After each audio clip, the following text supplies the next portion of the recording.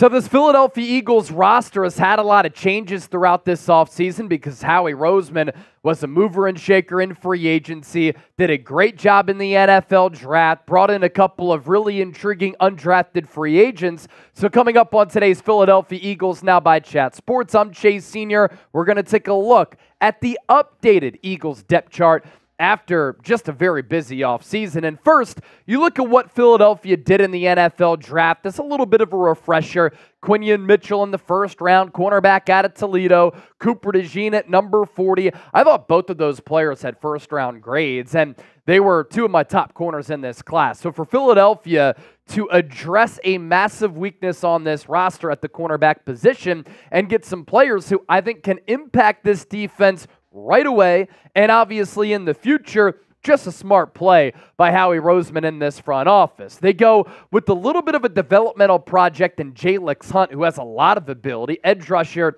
in the third round out of Houston Christian. Will Shipley, backup running back, really good pass-catching ability, vision, balance, good production at the college level at Clemson, round 4, 127. Ainias Smith, a very intriguing slot wide receiver with a lot of return ability. He's been a favorite for this Eagles scouting department over the last couple of years. And another theme here for the Eagles, they drafted a lot of players who partook in the Senior Bowl. And at Texas A&M, Ainias Smith able to grab the attention of Nick Siiranni as well. Nick Siiranni, as we know, has a receiver background. Jeremiah Trotter Jr., Birds finally go linebacker, and they make a splash in doing that, taking an Eagles legend's son. Trevor Keegan, offensive lineman out of Michigan, a team captain, started every game last year for the national champions. Johnny Wilson, what an incredible skill set that he has at his size. 6'6", 6'7", wide receiver out of Florida State. A little bit raw, but the physical upside is certainly there. And then the Eagles go back to the well with offensive line help. Dylan McMahon, the center out of NC State, in the 6th round. Then we turn the page to the Eagles UDFA class. I thought Gabe Hall was going to get drafted in the 5th, 6th, if not the 7th round. For the Eagles to get him off of the scrap heap as a UDFA, that's excellent value.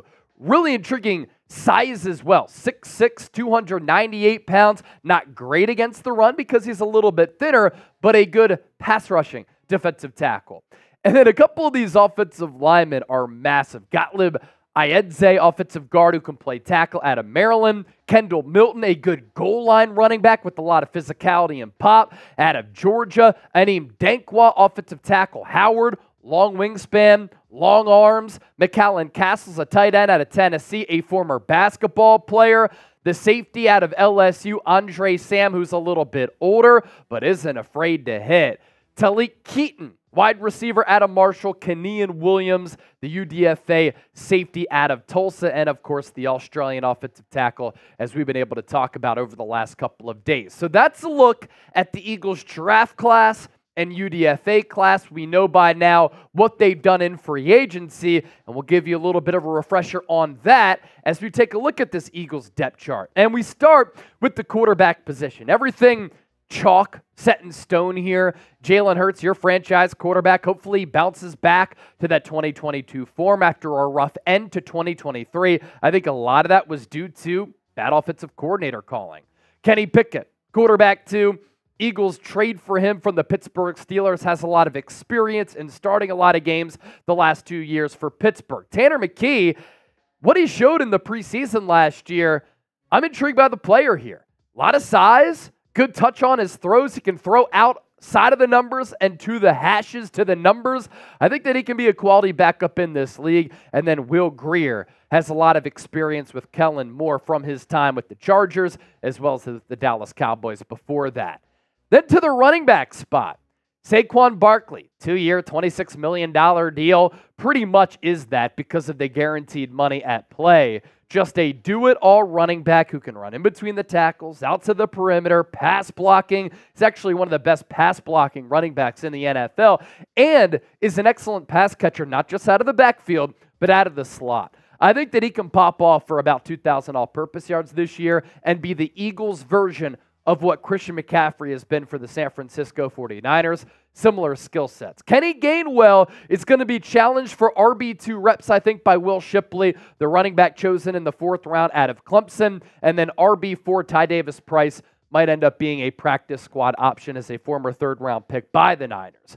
Who gets more RB2 snaps? It's kind of the question that I have going into 2024. I think it's going to be an intriguing training camp battle and then an in-season battle between Kenny Gainwell, contract year, and the rookie Will Shipley, whose skill set is very, very dynamic and versatile. If you haven't subscribed to the show, please make sure you hit that sub button right here on Philadelphia Eagles. Now, the largest independently run Eagles channel that covers this team every single day.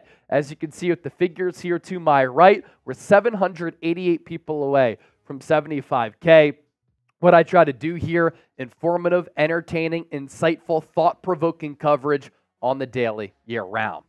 Now to wide receiver.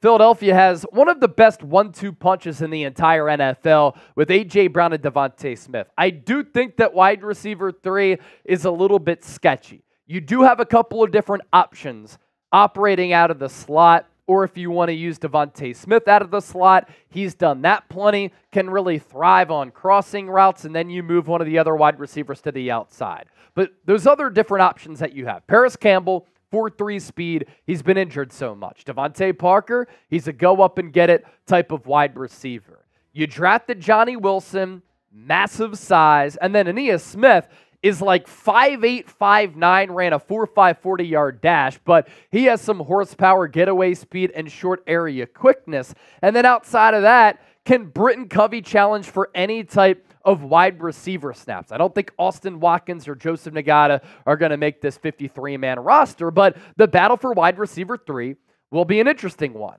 And if DeVonta Smith or A.J. Brown go down with an injury, that's when things start to get a little bit concerning for Philadelphia like they did last year when you had Julio Jones in a playoff game having to occupy a lot of the workload. Tight end, another position that I don't think has an incredible amount of depth. At the very least, there are just question marks for who backs up Dallas Goedert. You lost Jack Stoll to the New York Giants in free agency. Goedert is one of the best all-around tight ends in the NFL, but Greg Calcaterra and Albert Okwuegbunam are unproven. As for CJ Uzomah, he's a good veteran option at tight end who you know can be a good blocker, but it's not like he's caught the football a ton in what has been a long and vast NFL career. Started to come on with the Cincinnati Bengals, used that to land a big deal with the New York Jets. But the young players there in Calcaterra and Okwuegbunam, they have a bunch of ability. Can they put it all together? So another good competition here going into training camp for the Birds, tight end too. Because Okwuegbunam has really struggled to be a blocker. Calcaterra has his deficiencies in that way, but then that's a strength of Uzomah who doesn't have the athleticism of those other young tight ends. Offensive line is still a strength for this football team because Howie Roseman always prioritizes that. The starting 5 as of right now, we know Jordan Mailata off the contract extension will be your anchor at left tackle, protecting the blind side for Jalen Hurts. Landon Dickerson signing a contract extension as well. Cam Jurgens, Tyler Steen. Going to have every opportunity to lock down the center and right guard jobs as far as the starting jobs go. And then Lane Johnson, still one of the best right tackles in the game. As far as your backups go, Trevor Keegan, late round pick out of Michigan, primarily played left guard at Michigan. So if he wants to add versatility to his game, he's going to have to show that he can play other positions. If he just is a backup left guard, then he's the backup for Landon Dickerson.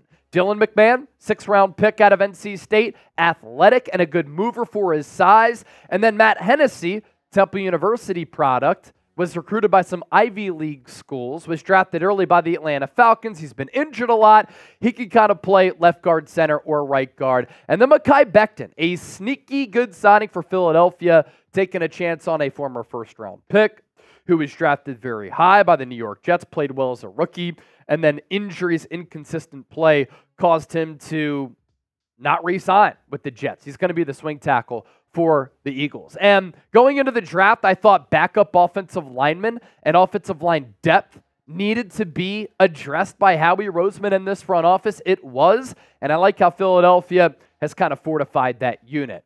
If you were pumped up for the season to get here, just talking about this roster, looking at the depth chart, looking ahead to training camp battles, I'm jacked up, man. I can't lie. I want you to hit that thumbs up icon and like the video if you're with me. We're going to get to the defensive side of the ball here just around the corner, but if you want a Quinyon Mitchell jersey, they are available right now at chatsports.com/Quinyon. Right now, he is slotted to wear the number 30. You can also get other Eagles jerseys by using that link down below. Some great sales going on right now. And if you want a Cooper DeJean shirt, they are too available at chatsports.com/DeJean. John, get it? Cooper DeJean. It's making its way across Philadelphia and worldwide. So too are these shirts. Available in Kelly green as well as black. We'll put both of those links down below in the comment section and in the description of this video. Let's talk some defense here. Vic Fangio, year one as defensive coordinator after we got wrapped up talking about Kellen Moore's offense, and the expectation is that Fangio is going to run a 3-4. So if that's the case, we're not really sure what this front line is going to look like, but it could look like this. Milton Williams, Jordan Davis, Jalen Carter. This can be interchangeable and changed depending on a running down or passing down, and if Jordan Davis is either a 2-down player or a 3-down player. The backups, Gabe Hall is a UDFA, I think has an opportunity to make the roster. In front of him, though, Uzomah, late-round pick in the 2023 draft out of Texas, one of the youngest players in the class 2 years ago. PJ Mustipher, a classic nose tackle backup, and then Marlon Tuipulotu, a backup defensive lineman as well. This is what we do know, is that Vic Fangio is going to mix his fronts as well as his linebackers, and that's going to pose some different looks to opposing offenses. And then the outside linebackers for this team, they're not just going to be expected to rush the passer all the time. Maybe an indication as to why they got rid of Hassan Reddick. Those linebackers, they're going to be asked to drop back in coverage. That was never a strong suit of Hassan Reddick. And in speaking of the linebackers, Bryce Huff, Nolan Smith, Josh Sweat, Brandon Graham, Jalix Hunt, Patrick Johnson, they will be your outside blitzing, pass rushing linebackers. But which players are going to be able to prove to drop back in coverage? Which are going to be able to set the edge against the run? It's going to be very important. So I'm not sure, because Josh Sweat is more of a traditional 4-3 defensive end, if he's going to be with this team for the long haul, which is probably why Philadelphia did not give him a contract extension, or at the very least, they want to see if he can play in a 3-4. Your inside off-ball coverage linebackers, Nakobe Dean, coming off the foot injury, still going to get a crack there. Who's going to wear the green dot? Will it be Nakobe Dean? Will it be Devin White? And I like what the Eagles have as far as depth at this position. We haven't been able to say that in a long time. You drafted Jeremiah Trotter Jr. in the 5th round. Oren Burks, a very good special teams player. Hopefully that's primarily his role. He has gotten a little bit better, and his workload has started to be on the uptick as far as getting linebacker snaps, but he's better as just a special teamer, but good depth nonetheless. And then Zach Bond, more of that outside linebacker and pass rushing linebacker in the role of an Andrew Van Ginkel. And then you also have Ben Van Sumeren, who is that special teamer and coverage linebacker as well. And then we go to cornerback. And I like where the Eagles are positioned here. The concern is that you might be starting realistically 2 rookies.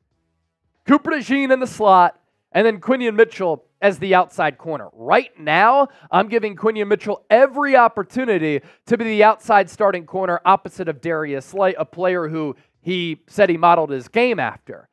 If he's not ready, then you have the veteran in James Bradbury if you don't cut him. Keely Ringo, Eli Ricks also as backup outside corners. Josh Jobe can handle some of those duties too.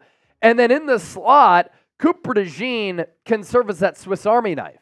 Do-it-all type of player who could play outside, inside, hybrid linebacker, as well as a little bit of safety. As far as the backup slots, Avonte Maddox on the vet min deal, good value. Hopefully he can stay healthy. You also have Tyler Hall, who is a growing player at that position. And then other backups, Zach McPherson, who's currently wearing number 27, which could go to Quinyon Mitchell at some point, and Mario Goodrich. So to summarize that point, This is a team that has Super Bowl aspirations. One of the best rosters in the NFL. One of the favorites to win the NFC. So when you're starting two rookies at corner, and if you go forward with that, it'll no doubt be an adjustment. But Cooper DeJean and Quinyon Mitchell are very experienced, and I believe they're capable of doing that. You also drafted them rounds 1, round 2. So you're hoping that they can have a sizable impact in their first campaign with the Philadelphia Eagles. Safety, to round things out on the defensive side of the ball before we get to our specialists and our returners. C.J. Gardner-Johnson, like Cooper DeJean, can play all over the defense.